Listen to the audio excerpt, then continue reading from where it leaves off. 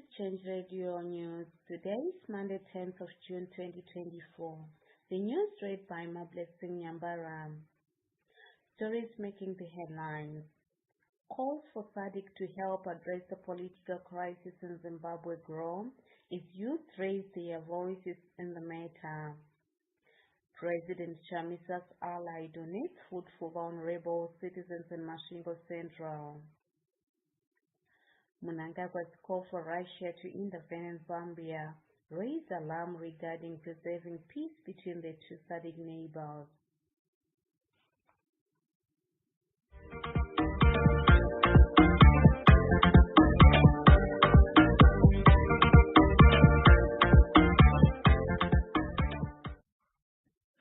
Now the news in detail. President Nelson Chamisa has continuously called on SADC to intervene in resolving the outstanding issues of 2023 elections. In his press conference this past week, he said that he had since written to SADC and is still waiting for the SADC response. Speaking to a local publication today, a concerned young Zimbabwean citizen, Tatenda Mareza, says she understands President Nelson Chamisa's concerns. She went on to urge SADC to do their part. Let's hear her speak. This whole time, I kept asking myself one question.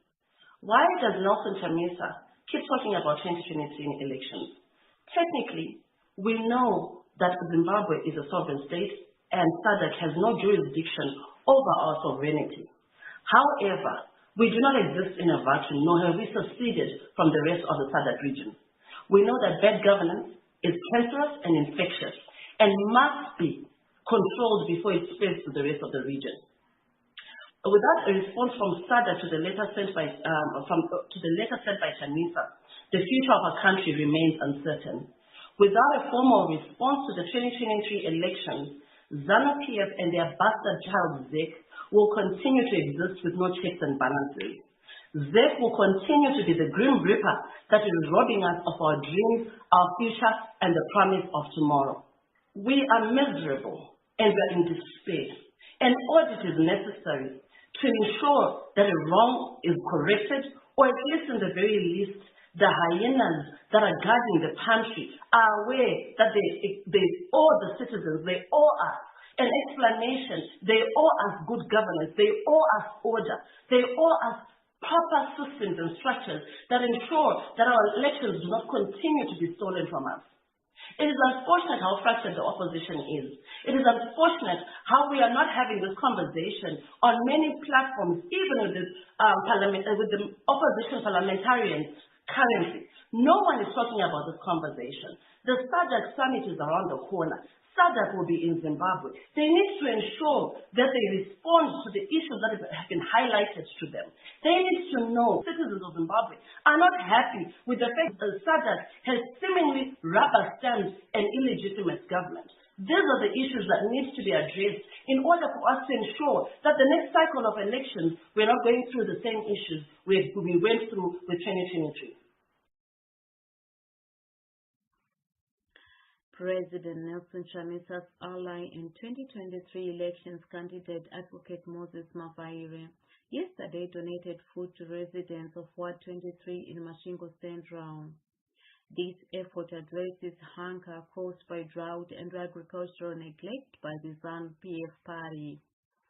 Mavaire plans to assist all wards in the region.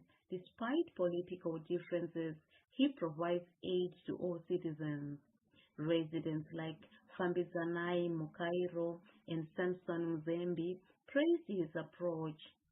In contrast, ZANU-PF MP Edson Robo Jr. faces criticism for neglecting his constituents and favoring party supporters. For more details, we contacted Moses Mavaire and this was what he said. Thank you, Munya Change Radio. Moses Mavaire from Masvingo Central. We have been going across the constituency giving out food handouts in form of mealie meal. Yesterday we were at Rupike Business Center where we were interacting with citizens, interacting with the villagers, giving them some donations of mealie meal. because you are aware that we are in a national crisis, drought, and the government seems to be delaying. They've not been doing anything actually to assist, especially the elderly, in getting relief in form of. Thank you. In a shocking incident, Mnangagwa requested Russia's help to fight Zambia and Malawi. He said this in a one-on-one meeting with Putin, the president of Russia. He accused Zambia of being friends with the USA in an attempt to isolate Zimbabwe. However, Zimbabweans in general view this as ill-advised since Zambia and USA help Zimbabwean citizens a lot. The president of Zambia, His Excellency Hakainde Hichilema, in a video circulating on social media, has previously said that his country has no USA army bases. Let's hear him speak. This one who knows that we're opening barracks. This country has security partnerships with many countries since independence, where we have military attaches ourselves. Your fellow citizens are military attaches in many countries. I hope you know what a military attaché is. And we do have here as well reciprocal. That's not equivalent to a barrack. You are now emotionally charging citizens. When you get arrested because there's a law against that, you say, oh, media freedoms have been taken away. And governments share intelligence. They share better ways of keeping the world stable. There's no military base here, other than Zambian military bases. Our soldiers train in Russia, they train in China, in India, they train in Kenya, they train in Botswana. Botswana soldiers train here. With Mnangagwa, one of the go-to men in Mr. Mnangagwa's increasing web of questionable business characters, has been exposed in a leaked audio. In the audio, Chuvai revealed how he benefits from his closeness to Mr. Mnangagwa. He tells his colleagues, including Mike Chumombe, to accept whatever amount of money they receive. He ended by confirming that he can secure any deal in government without going through the tender process.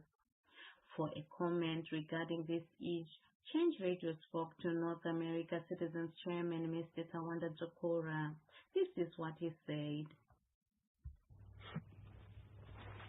The audio by Wicknell Chivayo confirms what we have always said, that it is corruption that has destroyed our country and our economy. It's not sanctions, as most ZANU-PF people would want you to believe. Corruption, and the levels are so high. We are losing millions of dollars every month to people like Wicknell. That audio, which by the way is very authentic, exposes Mnangagwa for whom he is, that he is the ringleader of corruption. He is the archbishop of corruption in Zimbabwe. He's just giving out tenders to his friends and relatives without going through any due process. Wicknell Chuvai has been winning tenders that he has no capacity to fulfill. People that have capacity, people that will do the job better and if not cheaper, are not getting those tenders because they are not being allocated following the laws of the country. Someone just slips and wakes up and gives out a multi-million-dollar tender to Wicknell Chuvai. That's the reason why he's throwing out money like confetti on the wedding, because he doesn't care where the money comes from, what he does with the money, because he gets it easy. He confirms in this audio that he has Emmerson Mnangagwa in his pocket. Who does that? So Zimbabweans, this is the time. Kinaku. We can't continue to go on like this. if we allow Emerson Mnangagwa and his associates like Wikino Chivayo to keep doing what they are doing, we will not have a country to even visit or to live in. Our country is gone, and it will only get worse. These people are looting at levels that have never been seen before. We need to rise up, Zimbabwe. Zimbabwe, rise up, rise up. Let's stop this corruption and save our country and save ourselves. 8 students from Matora Nembe Primary School in Murombe, Mashonaland West, were hospitalized on Friday. This happened after consuming suspected poisoned food brought by a classmate. The children began vomiting and complaining of stomach pains after eating rice and soup packed by a parent. The parent had given strict instructions on how to share the food. Police spokesperson Commissioner Paul Mnyati stated that investigations are ongoing. The pupils were taken to Murombe's Rural Hospital for treatment. Police suspected that one of the lunch boxes may have been deliberately laced with poison, raising concerns about the parents' involvement. On Saturday, Advocate Moses Mavaire, a President Chamisa's ally, generously donated building materials to Munoti villagers in Mashingo Central. The donations addresses the urgent need for the preschool in the area, aimed at improving early childhood education. Munoti villagers have struggled with education access as the nearest school is 5 kilometers away. Recognizing this, Mavaire took action to ease the burden on young learners. His donation will enable the construction of a preschool, providing a safe and accessible space for early education. Mavaire's kindness demonstrates his commitment to education and the power of individual action to create positive community change. The new preschool will be catalyst for education progress, offering young learners a solid foundation and instilling hope within the community. For more details on this, let's hear what Advocate Mavaire had to say. Thank you, Munya Wajira and Change Radio. We donated building material in the form of cement and some roofing sheets for Mamoti Preschool. You understand that there is 5 kilometers from Mamoti to Machinda Primary School, which is the nearest school. So we're having problems with children walking a long distance to a mountainous area to that primary school. So we are urging everyone who can assist us with the remaining materials so that we can finish that project. In a shocking incident yesterday, a young man in his early 30s was apprehended by authorities for stealing electric wire in Ngeta 7, Ulawayo. A local resident witnessed the theft and reported it to the police immediately. This led to the arrest of the suspect. Currently in custody, the suspect faces charges for his actions. This incident underscores the need for increased vigilance and community involvement in preventing criminal activities. On Friday, a Zambian court sentenced 22 Chinese nationals for cyber crimes, including internet fraud and scams targeting Zambians and others. Sentences ranged from 7 to 11 years, with fines between $1,500 to $3,000. A Cameroonian men faced similar charges. They were part of a group of 77 arrested in April over a sophisticated internet fraud syndicate. Investigations began after a rise in cyber-related fraud cases. Authorities raided a Chinese-run business in Lusaka, recovering over 13,000 local and foreign mobile phones, SIM cards, firearms, and ammunition. The business employed Zambians to engage in deception conversations with unsuspected mobile users. The locals were freed on bail. In response to economic hardship, many in Zimbabwe turned to gambling. Even fashionable young women known as slay queens in Bulawayo's trade gold area, a diverse crowd gathers for betting, including police officers, nurses, and touts, reflecting gambling's widespread appeal as a coping mechanism. Once a thriving industrial hub, Bulawayo now echoes with despair as factories stand idle. Residents like a young jobless man and elderly woman turn to gambling for a chance at luck.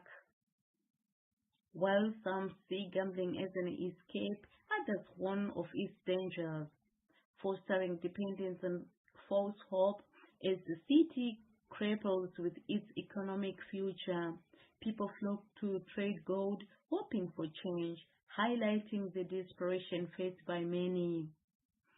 Zimbabwean citizens have no faith that Mr. Mnangagwa and his ZANU-PF administration can resuscitate the economy.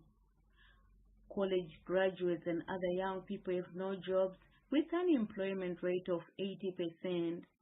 Those who have jobs, including teachers, nurses, and doctors, are underpaid. Retired pensioners in Zimbabwe can barely make ends meet. The introduction of ZIG has not helped any. On the health front, upper respiratory illnesses are spreading in Zimbabwe this winter. Besides the common cold, there's also COVID-19. Here at Change Radio, we encourage citizens to take necessary precautions to minimize the spread of these transmissible respiratory diseases, to seek medical help so they can get tested and receive appropriate treatment in the timely manner. Today in Malawi, a Malawian Defense Force aircraft carrying Vice President Dr. Chilima and 9 others departed Lilongwe at 9 a.m., but it failed to land at Mzuzu International Airport as scheduled at 10 a.m. Communications with the aircraft was lost, prompting Commander General Valentino Piri to inform President Dr. Lazarus Chakwera.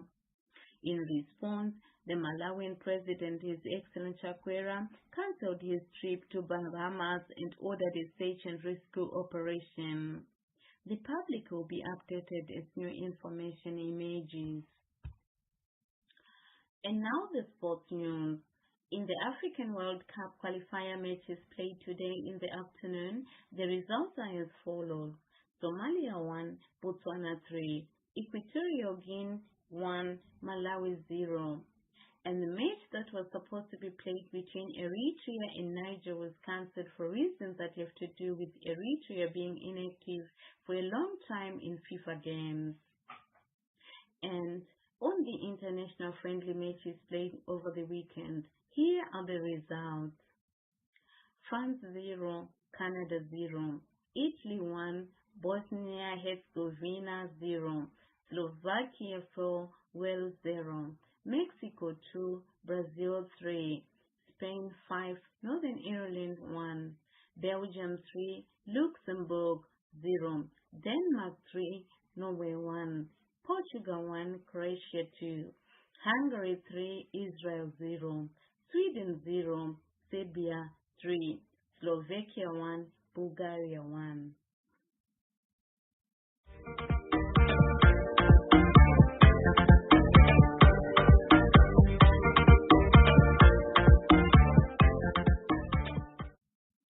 And to end the news bulletin, here are the main points once again.